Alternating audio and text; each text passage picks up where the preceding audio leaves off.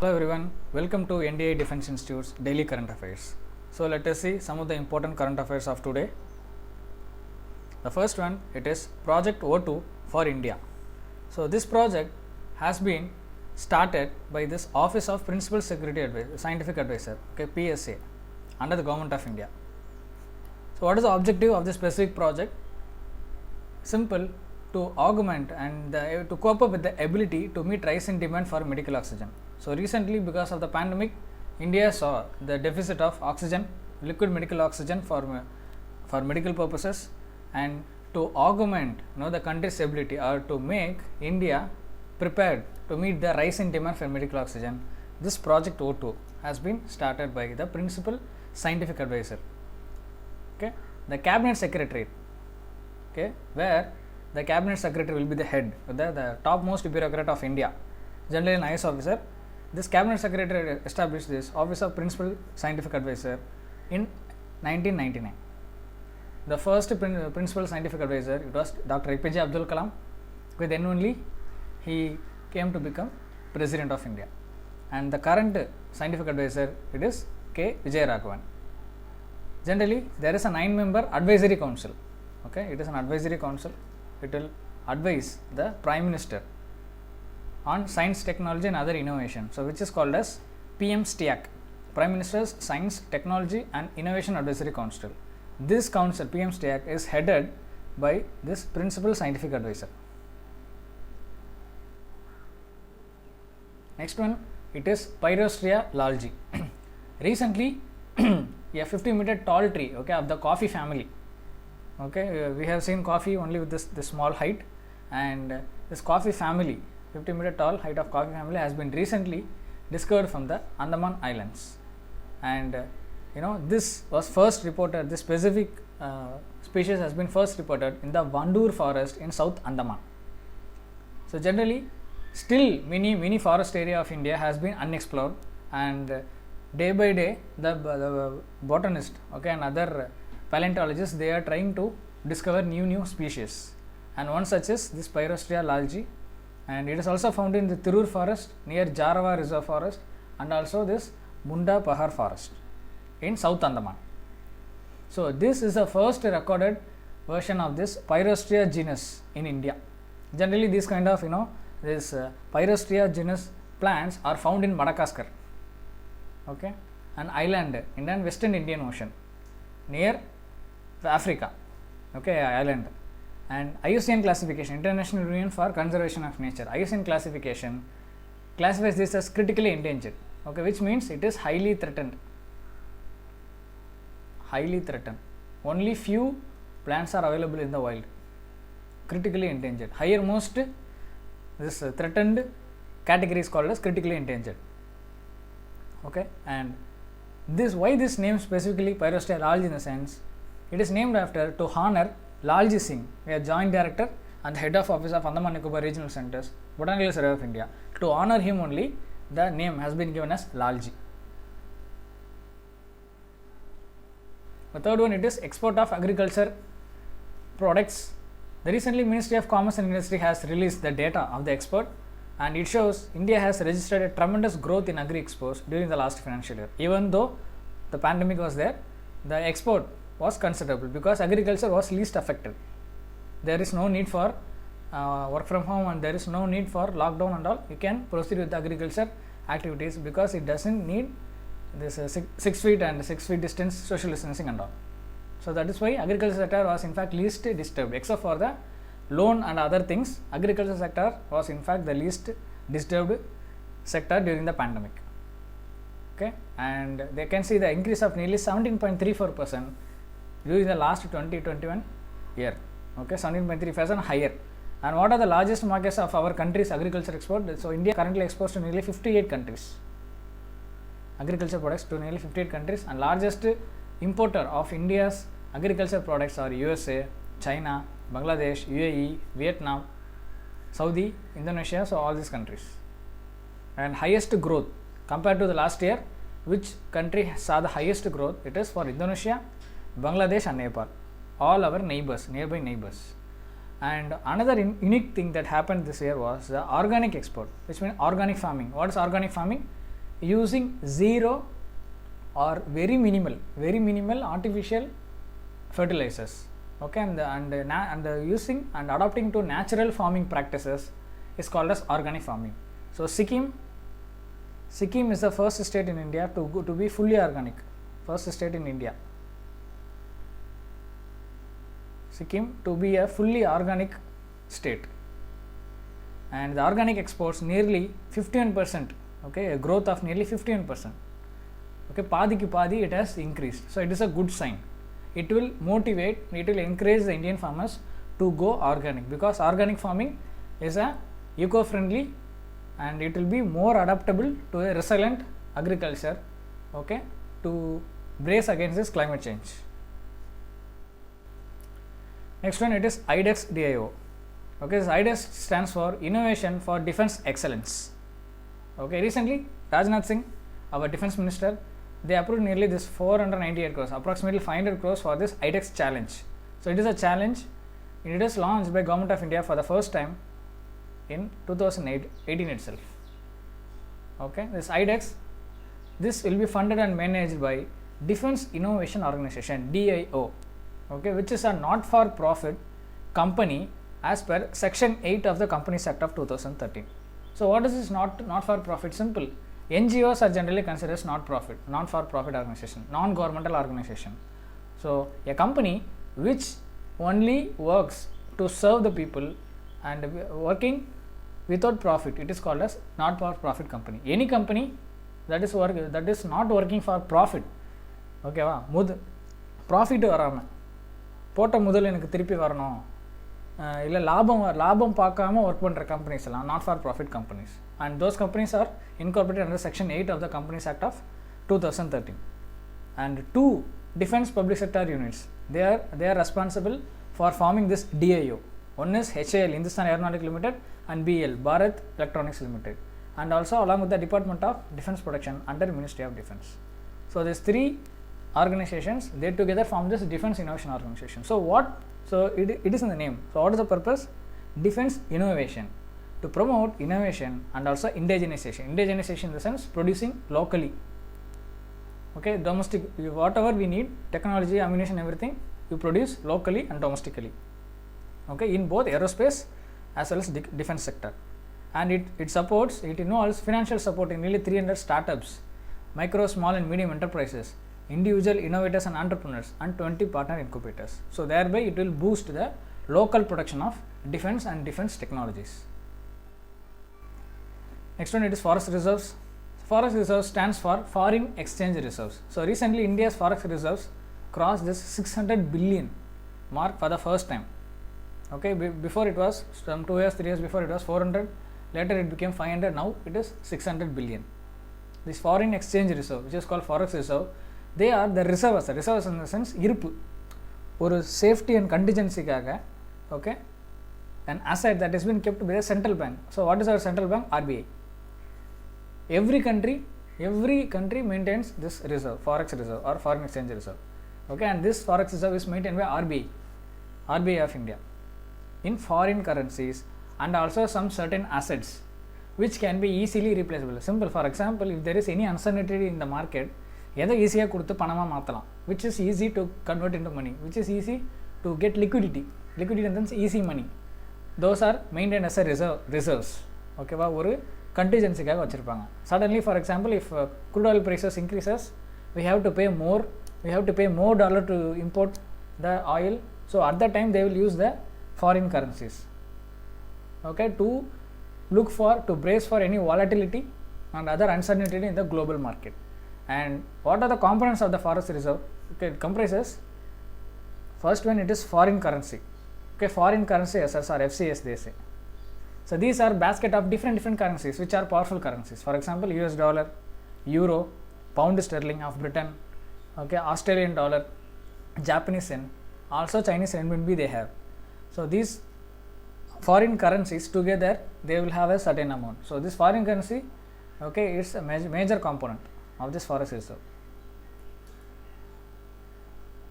because one USD is nearly 73 rupees, okay, as of now. And the second component is gold. Okay, we are having some that much billion gold. And third one, it is special drawing rights.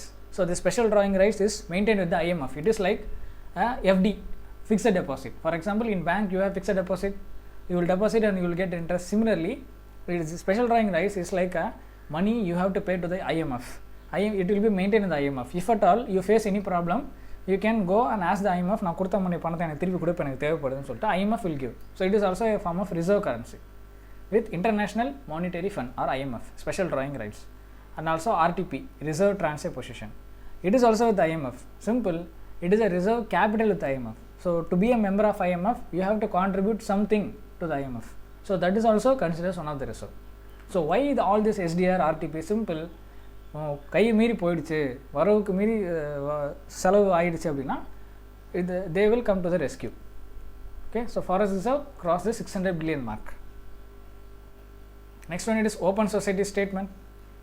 So recently this G7 meeting has been going on, and India along with other three countries have signed this G7 mediated open society statement. So what is this open society statement? This is a statement adopted at the end of G7 outreach program. Okay, then the meaning of the title of the program is building back together open societies and economies. So it is in the name, open societies. Okay, Prime Minister Narendra Modi was invited as a lead speaker for this specific open society statement event, and this statement was signed by G7 countries. So what are the G7 countries? USA, UK, France, Italy, Canada, Germany, Japan. Okay, 1, 2, 3, 4, 5, 6, 7. So these are G7. So G7 along with 4 countries, India, here it is, India, South Korea, Australia and South Africa. So every country, it is a democratic country, democratic capitalist country or socialist country, whatever, but every country is a democratic country. No country here is a fascist or right wing fringe country. Okay, every country it is a democratic country. So that is why this India, South Korea, Australia, and what is the G7 country? Simple, they are the most developed state of the world, and along with that the emerging economies, India, South Korea, Australia, South Africa, which has democratic values.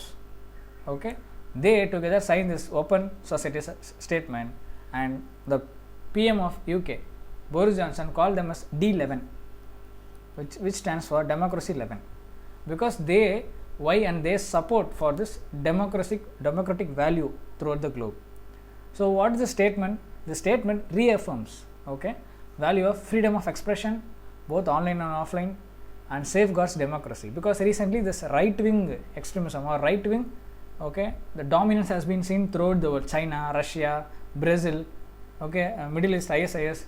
You can see right wing extremism or terrorism and right wing extremism ಜಾಸ್ತಿ ಆಗ್ತಾ ಇருக்கு. So to counter that and to counter the influence of China and Russia, they are signing this open society statement, and it also refers to this politically motivated internet shutdowns, that's threats to the freedom and democracy of any country.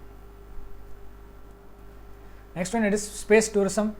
So recently it has been in the buzz in the news. Amazon founder Jeff Bezos. So Jeff Bezos company, a Blue Origin. Okay, Blue Origin is one of the space company of Jeff Bezos. Like how Elon Musk is having a company SpaceX, like that Jeff Bezos, Amazon CEO and founder, has a own company called Blue Origin. They are taking the first private space tour, okay, in the world. First, okay, this space shuttle is called as New Shepard. Recently the online auction to be part of that particular space tour has been finished, nearly $28 million. Okay, USD 28 million. Okay, and this Blue Origin is American privately funded aerospace company, I told you, founded in 2000 by Jeff Bezos, the founder and CEO of Amazon, and the name of that particular crew, okay, that rocket ship is called New Shepard. So this is a reusable suborbital rocket system. Reusable in the sense it takes passengers to the Kármán line, okay, in the space, and it will come back again. It can be reusable rocket system. It has also boosters, rocket boosters. designed to take astronauts and research payloads to the Karman line. What is this Karman line? It is an internationally recognized boundary of space. So you all know troposphere, stratosphere, mesosphere, thermosphere or ionosphere, and exosphere. Okay, in this thermosphere area, a line is there. So that is called as Karman line. The Karman line is nearly 85 kilometers from the surface of the atmosphere. So it is officially designated as the boundary line. Okay, boundary, internationally boundary of space. Adukku mela pona it is space, outer space. Till then it is a atmosphere of the earth. Okay, so they will go up to this Karman line.